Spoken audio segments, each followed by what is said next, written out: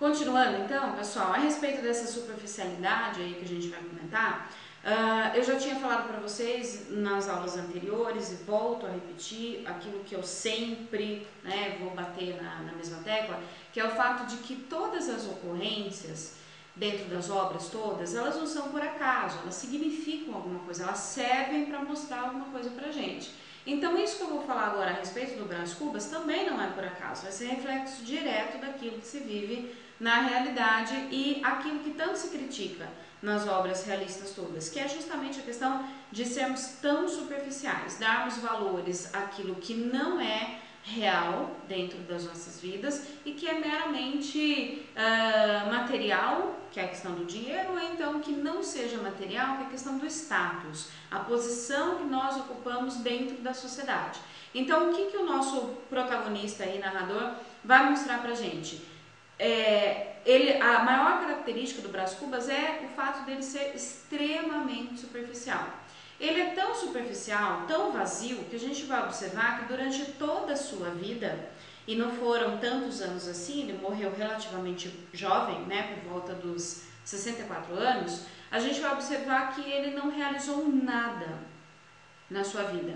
E ele então, a partir disso, vai mostrar a sua trajetória sempre de novo obedecendo aquela questão daquilo que as pessoas esperam que ele seja, Inclusive o principal fator aí é justamente o pai dele, É o pai dele que na verdade empurra ele para frente, porque ele é extremamente acomodado dentro da sua própria condição, E mesmo o pai empurrando ele para frente, é um empurrar pensando sempre no atendimento daquilo que é conveniente dentro da sociedade, Ser casado, ter um bom emprego, ter respeitabilidade social, não importa que você tenha feito alguma coisa de fato, algo que seja construtivo para dentro da sociedade em que você viva ou não. E é justamente essa posição do Brás Cubas. Durante toda a sua vida, ele nunca fez algo de fato, algo pelo qual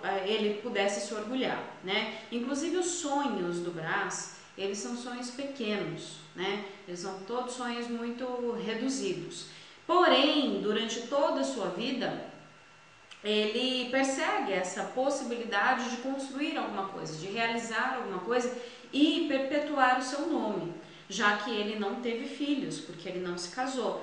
Uma boa forma de perpetuação do nome seria então através da procriação, fazer com que os seus filhos carregassem o seu sobrenome, carregassem o seu legado. Inclusive a respeito disso ele tem um comentário incrível que ele faz, mas no finalzinho aí da obra, Mas de qualquer maneira o que a gente vai ter é justamente essa visão de que ele persegue então de alguma forma perpetuar o seu nome. E dentro dessa perpetuação a gente vai descobrir um sonho que é muito fácil de ser desconstruído, inclusive, Porque ele sonha em fazer um emplastro, E esse emplastro também ele é extremamente significativo, emplasto ou emplastro, tanto faz, Porque seria algo simbólico, não é um emplastro físico de fato, que é aquilo que a gente utiliza para aliviar dores musculares, por exemplo, que era muito comum na época, Não só para dores musculares, mas para outros tipos de problemas também. O emplastro era utilizado e que ainda hoje, como eu disse, existe. Mas o emplastro ele teria então esse poder, essa característica de remover todo e qualquer tipo de problema, inclusive problemas emocionais, psicológicos. Então, pensando nessa questão da superficialidade toda vivida na época, a gente pode imaginar que seria bastante comum que as pessoas tivessem depressão, embora não se estudasse ainda a respeito disso e não se utilizasse essa nomenclatura, mas aquele desânimo total diante de tudo, de qualquer situação, bem parecido com o que o Jacinto mostrou pra gente lá em A Cidade das Serras. Então, essa formulação aí, esse pensamento do Brás Cubas, ele faria inclusive referência a essa situação. O fato dele criar algo tão poderoso, que seria esse embaço, que teria inclusive essa capacidade então de curar todo e qualquer tipo de problema, sendo ele físico ou não. Realmente, se isso fosse possível, mesmo para a época, ainda hoje não é, mas se isso fosse possível, ele realmente deixaria o seu nome gravado na história, e aí ele teria a grande realização dele, a realização pessoal, que é justamente esse sonho, né, de poder deixar um legado e fazer com que o seu nome realmente se perpetuasse aí na história da humanidade. Mas infelizmente não é o que acontece, e é inclusive essa ideia que ele persegue que acaba trazendo a doença para ele, que acaba trazendo a morte, né, por consequência aí que a gente vai analisar. Então, de novo, nada do que vai ocorrer aí, nada do que vai aparecer pra gente, não só nessa obra, mas em qualquer uma das outras que a gente tem que ler, vai aparecer por acaso. Então, olha só, imaginem que é um homem que nunca fez nada de fato na sua vida e que de repente tem esse sonho de fazer com que o seu nome seja lembrado para todo sempre. Então é uma forma dele mostrar uma consciência a respeito daquilo que é a sua própria vida, que é o que ele vai observar já depois de morto, né? Quando ele começa a contar como foi o seu próprio enterro.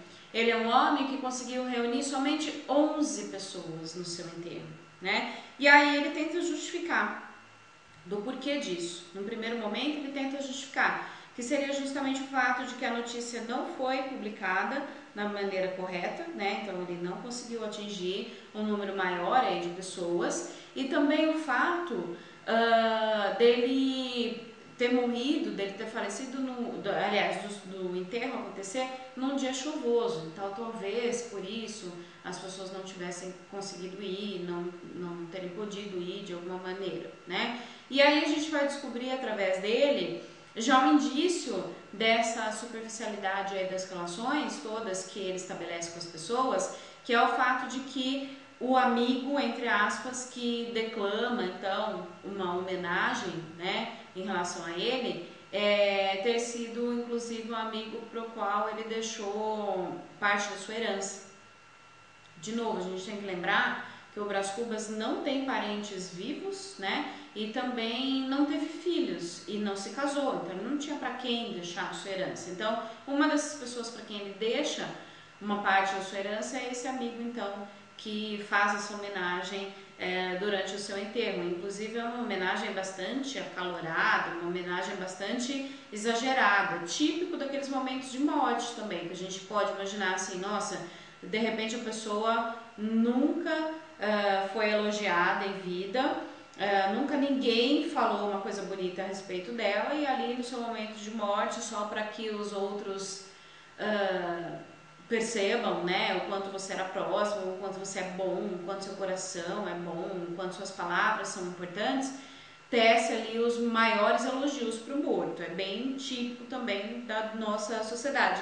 Inclusive, a gente teve aí uma certa discussão a respeito disso na época lá de morte do Cristiano Araújo, né? Porque depois que ele morreu, que ele ganhou lá todo o status de pessoa famosa, importante, querida e tudo mais. E antes disso, da ocorrência da sua morte, poucas pessoas sabiam quem era ele, né? Inclusive alguns comentários foram polêmicos a respeito disso, causaram revolta e tudo mais. Então a gente pode fazer essa comparação, estabelecer esse paralelo aí de comparação, né? E aí o Brás Cubas começa a contar então a sua história, de quem é ele, como foi a sua infância, como foi a sua juventude, quais foram as suas ligações amorosas, se é que a gente pode dizer assim, né? Quais foram as pessoas que sempre estiveram ali à sua volta, um amigo dele, que é o Quincas Borba, que inclusive é um personagem que ganha a sua própria obra,